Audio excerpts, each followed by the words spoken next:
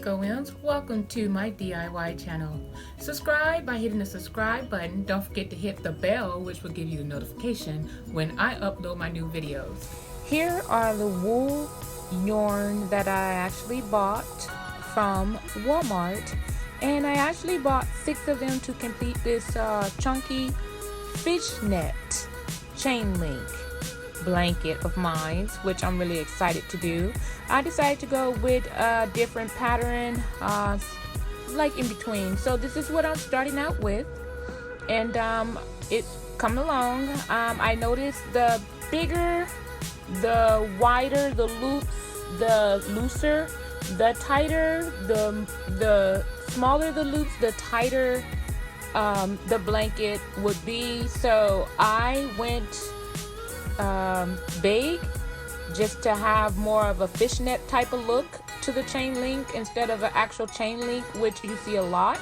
So this is how much of the yarn that I have left from almost completing this project here for my chunky knit handmade blanket. So I'm about at the end of what I have as far as my supplies. I went through just about 6, so this is my last one, and I'm tying it together so it can last. And this is what I got. So my bed size is a full size. This is more of a queen size, and it covers, you know, majority of my bed as far as the length. So I'm happy with it.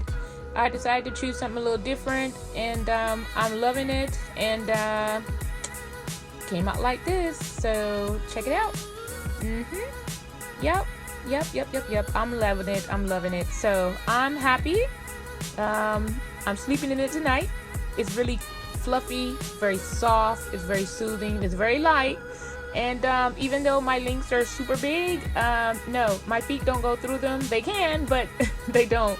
So I really like this, and I'm enjoying it. So I don't have to do a lot of prep to it, but I will be washing it to see how it holds up, and I'll do a follow-up review on how it came out after I washed it.